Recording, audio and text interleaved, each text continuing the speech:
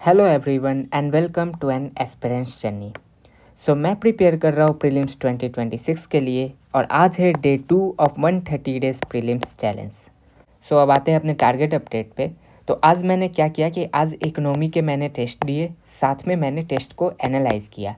अब टेस्ट में मेरे कितने मार्क्स थे, कैसे मैंने टेस्ट को एनालाइज़ किया, कैसे मैंने एक्स्ट्रा इन्फॉर्मेशन को टेस्ट का लिखा, वो सब मैं आगे वीडियो में इन्फॉर्म करूँगा।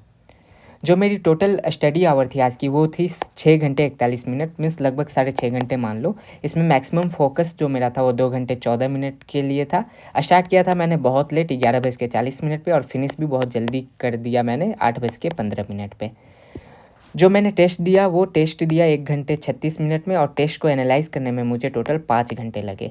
इकोनॉमी की कुछ पढ़ाई एक्स्ट्रा नहीं हुई और यूपीएससी के पीवाईक्यूज मुझे करने थे, वो भी मैं आज नहीं कर पाया। आज के दिन का जो मिस्टेक्स था मेरा वो ये था कि मैं लेट सोया था, कल रात को लेट सोया था, जिसके कारण सुबह लेट उठा। और सुबह लेट उठने के कारण क्या होता है कि जब सुबह का रूटीन बिगड़ता है तो पूरा दिन शॉर्ट पड़ जाता है आपके लिए। तो मेरी पढ़ाई स्टार्ट हुई 11:40 पे, इतना लेट स्टार्ट हुआ और एंड भी मैंने बहुत जल्दी कर दिया, इस कारण टोटल 6 घंटे 41 मिनट ही हो पाए। जो पॉजिटिव थिंग थी आज की वो थी कि टेस्ट एनालिसिस टेक्निक, कि टेस्ट को कैसे एनालाइज करते हैं, राइट। कि आप टेस्ट जो दे रहे हो उसके बाद आप एनालाइज नहीं करते हो ना, तो टेस्ट देने का कोई फ़ायदा नहीं। आपको हर टेस्ट को एनालाइज करना पड़ेगा। लेकिन एनालाइज करने में हमें ये प्रॉब्लम आती है ना कि बहुत सारे इन्फॉर्मेशन होते हैं, आपको उसको छोटा करके और कैसे क्या लिखना है और क्या मिस्टेक्स, कैसे आपको अपने मिस्टेक्स को पकड़ने हैं, कहाँ मिस्टेक्स कर रहे हो, कहाँ सही कर रहे हो, कहाँ रिकॉलिंग इशू आ रही है, वो सब कैसे एनालाइज करोगे और कैसे आप एक पेपर पर लिख कर रखोगे ताकि जब आपका मेन एग्ज़ाम हो तो आप उसको रिवाइज़ कर सको।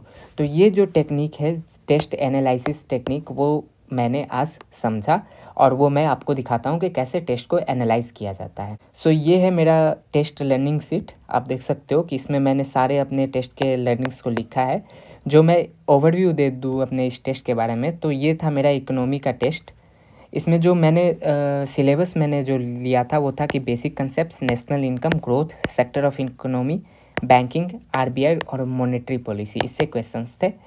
अब जो इसमें मेरे अटैम्प्ट हुए, टोटल मैंने जो अटैम्प्ट किया वो 95 क्वेश्चंस को अटैम्प्ट किया। इसमें जो गलत हो गए मेरे क्वेश्चन वो टोटल 40 क्वेश्चन गलत हो गए। आप समझ सकते हो अप्रॉक्स 38% क्वेश्चन मेरे गलत ही हो रहे हैं। जो करेक्ट हुए वो टोटल 55 क्वेश्चन करेक्ट हुए और स्कोर जो मेरा आया वो 83.34 था। तो ये बहुत ही मतलब बिलो एवरेज स्कोर है अगर अभी के टाइम के लिए देखें, क्योंकि एटलीस्ट अगर आप सेक्शनल टेस्ट देते हो तो एटलीस्ट हम टारगेट मुझे करना है 150, एटलीस्ट 150 तो आना चाहिए, तब जाकर एफएलटीज में 100 के अराउंड या 110 के अराउंड आएगा, तब जाके यूपीएससी में 100 प्लस आपके मार्क्स पहुंचेंगे। तो ये जो स्कोर था वो सेटिस्फैक्ट्री नहीं था, इसलिए मैंने यहाँ कॉन्फिडेंस लेवल टेस्ट के पहले मेरा 4/5 था, लेकिन after test it reduce to 2.5। अब जो मैंने टाइम कंज्यूम किया वो फर्स्ट राउंड में 1 घंटा 21 मिनट लगे मुझे और जो सेकंड राउंड था वो टोटल 15 मिनट में कंप्लीट हो गया। थर्ड राउंड मुझे जाने की ज़रूरत नहीं पड़ी क्योंकि फर्स्ट और सेकंड राउंड में ही मेरे टोटल अटेम्प्ट 95 क्वेश्चन हो गए थे। अब देखो इश्यूज़ कहाँ है, आपको टेस्ट देने के बाद आपको समझना है कि आप जो क्वेश्चन गलत कर रहे हो वो क्यों गलत कर रहे हो, तो यही मेन एनालिसिस होता है ये। और इधर जो आप लर्निंग्स लिखते हो वही मेन एनालिसिस होता है टेस्ट का। तो देखो जो इश्यूज़ मेरे थे, तो पहला इशू था वो था सोर्स इशू, कि मेरे सोर्स में क्वेश्चन नहीं थे। जो क्वेश्चन टेस्ट के थे वो मेरे सोर्स में थे ही नहीं।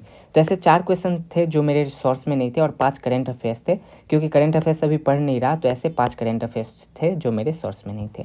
रीडिंग इशू का मतलब हुआ कि ऐसे क्वेश्चंस जिसको मैंने पढ़ने में गलती कर दी, तो वो मुझे आती तो थी, लेकिन ये रीडिंग इशू जो होता है वो सिली मिस्टेक में आता है। तो ऐसा एक क्वेश्चन था जिसको मैंने पढ़ने में गलती कर दी। रिकॉलिंग इशू किसे बोलेंगे, कि मेरे सोर्स में तो था लेकिन मैं रिकॉल नहीं कर पाया। पेपर देखा, क्वेश्चन देखा, पर उसके कंसेप्ट या जो भी वैल्यू या डेटा पूछी थी वो सोर्स में तो है लेकिन मैं रिकॉल नहीं कर पाया। तो ये जो था ये मेजर इशू था, रिकॉलिंग इशू, जो कि 17 क्वेश्चन ऐसे थे जो मेरे सोर्स में है लेकिन मैं याद नहीं कर पाया, मैं रिकॉल नहीं कर पाया।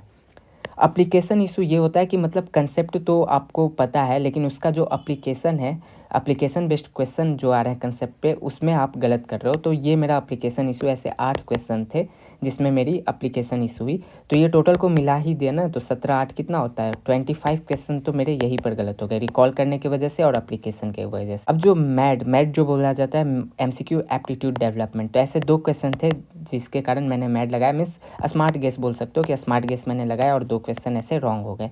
और 50-50 पे आकर मैं उल्टा ऑप्शन को जो मार्क किया, मतलब 50-50 ऑप्शन को तो एलिमिनेट कर पाया था, लेकिन जो आंसर्स थे, जो ऑप्शन था, 2 ऑप्शन पे आया, उसमें से जो गलत वाला ऑप्शन था उसको मैंने सेलेक्ट किया। ऐसे 3 क्वेश्चन थे जिसमें 50-50 में भी मेरा रॉन्ग हुआ। सो टोटल यही था आज के वीडियो के लिए। मिलते हैं फिर कल नेक्स्ट वीडियो में, जिसमें कि मैं अपना टारगेट अपडेट दूंगा। Till then keep studying.